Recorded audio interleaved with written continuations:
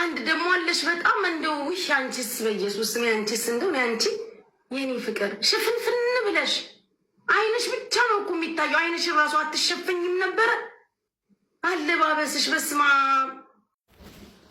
እናንተ እርቃናችሁን መሄድ ጌጥ የሚመስላችሁ መሰልጠን ዘመናዊነት የሚመስላችሁ ሰዎች ሆይ ለምንድን ነው እኛ ሙስሊሞች ኒቃቢስቶች ተሸፍነን ተሸፋፍነን ድብቅ ብለን ስንታይ ለምንድን ነው የምትናደዱት? ለምንድን ነው አይናችሁ ደም የሚለብሰው? ለምንድን ነው የምታፌዙት? በራሳችሁ ህይወት ላይ ረዳት መሆን ያቃታችሁ ሰዎች ለምንድን ነው በእኛ ህይወት ላይ መታችሁ ሹፌር ካልሆን የምትሉት? እኛ ይሄ ልብስ ከበደን አልናችሁ እንዴ? ጨነቀን አልናችሁ እንዴ? ሞቀን አግዙን አልናችሁ እንዴ? አላልናችሁም እኮ። እኛ እኮ የጌታችንን አላህ Subhanahu Wa Ta'ala ትእዛዝን አክብረን ነው የተሸፈነው የተደበቅነው። እናንተ የትኛው ፈጣሪ ፈቅዶላችሁ ነው እርቃናችሁን እየሄዳችሁ ለምትሸፈኗ ሴት ደግሞ ማፌዝ በሷ መናደድ መቃጠል ምን አመጣው? እስቲ ምን አመጣው? ለምንድን ነው ለኛ የምትጨነቁልን ይሄን ያክል? በልምደውኛ እኮ ከኛም አልፈን ለእናንተ እኮ ነው የምንጨነቅላችሁ። እንደው ባላችሁበት አህዋል እንደዚህ ለብሳችሁ እርቃናችሁን እየሄዳችሁ እንደው የሞት መልአክ ቢመጣባችሁ ምን ይሁን መልሳችሁ ብለን ነው የምንጨነቅላችሁ። እንደው ባላችሁበት ሁኔታ ፈጣሪያችሁን ብትገናኙ ምን ይሁን መልሳችሁ ብለን ነው የምንጨነቅላችሁ። የእናንተ ጭንቀት እኮ ነው እኛን የሚያሳስበን።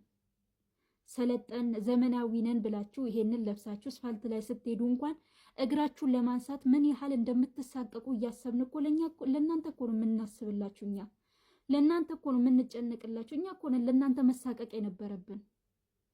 ታክሲ ውስጥ ስትገቡ ከሰው እኩል እንኳን መቀመጥ አቅቷችሁ እግራችሁን ደራርባችሁ ስትጨነቁ ስናያችሁ እኮ እኛ እኮ ለእናንተ እኮ ነው የምናስበው። እናንተ ለምንድን ነው እኛ እንደዚህ ሙሉ በሙሉ ለብሰን ማንም የማያርፍብን ሆነን ስንሄድ ለምንድን ነው የምትናደዱት? ለምንድን ነው የምትጨነቁት? ለምንድን ነው የኛ ጉዳይ እንደዚህ ውለታችሁን በእኛ ላይ እየጫናችሁ ያላችሁት? ለምንድን ነው?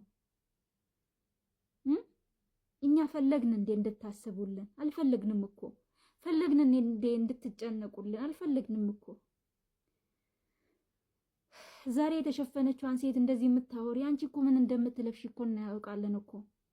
ከላይ ክብር ያለውን በሌሎች ዘንድ የሚከበረውን መስቀል ለብሰሽ ከታች እኮ በምን አይነት ሁኔታ እንደምትሄጂ እኮ ስንት አይተናል እኮ። ለምንድን ነው በማይመለከትሽ ነገር የምትገቢ? ለምንድን ነው የማይመለከትሽ ነገር ላይ እጄ ይግባ የምትዩ? ሐሜት ሐሜት ሐሜት እዛው እናቴዋ እንደለመድሽው። ወደኛ ከመጣሽ ግን ተይ፣ ላንቺ ጥሩ አይሆንልሽም። እንደፈለግሽ ስትሆኚ እየደረሰብሽ የለም። አንድ ቀን እንደዛ እርቃንሽን ስትሄጂ አንድ ሙስሊም ወጥቶ ባንቺ ላይ ምንም ነገር አልተናገረም። አንዲት ኒቃቢስት ወጥታ ምክር አልሰጠችሽ ወይ አልተቸችሽ ወይ ስላንቺ ቪዲዮ ቆርጣ አልተናገረች ወይ ፎቶሽን ለጠፋ ለምን እርቃንሽን ትሄጃለሽ አላለችሽ።